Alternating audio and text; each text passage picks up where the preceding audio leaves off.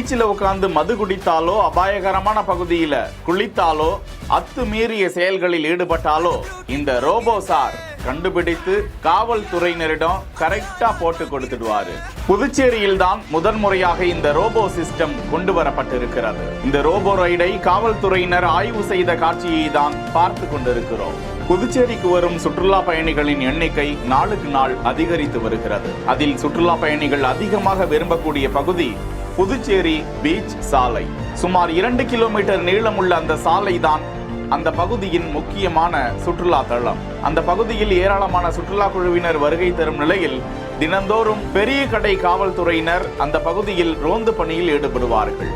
அவ்வப்போது அந்த பகுதியில் அத்துமீறிய செயல்களில் ஈடுபடுவோர், மது குடித்து கொண்டு அட்டூழியத்தில் ஈடுபடுவோர் மற்றும் ஆழமான கடற்கரை பகுதியில் குளித்து மற்றும் அபாயகரமான தடை செய்யப்பட்ட கடற்கரை பகுதியில் குளிப்போரை கண்காணித்து அவர்களை மீட்டு நடவடிக்கை மேற்கொண்டு வருகிறார்கள். இந்த நிலையில்தான் சென்னையை சேர்ந்த தனியார் நிறுவனத்துடன் இணைந்து இந்த ரோபோவை உருவாக்கி இருக்கிறார்கள். பிரத்யேக கேமராவுடன் இயங்கும் இந்த ரோபோ அந்த 2 கிலோமீட்டர் சாலையிலும் சென்று கடற்கரையில் அத்துமீறி செயல்படுபவர்களை கண்டுபிடித்து அவர்களை புகைப்படம் எடுத்து காவல்துறையினருக்கு அனுப்பி வைத்துவிடும். சரியான முக தோற்றத்துடன் அடையாளத்துடன் அவர்களை படம் பிடித்து அனுப்பிவிடுவதால் உடனடியாக அந்த பகுதிக்கு காவல்துறையினர் விரைந்து வந்து நடவடிக்கை எடுக்க ஏதுவாக இருக்கும் என்று போலீசார் கூறியுள்ளனர்.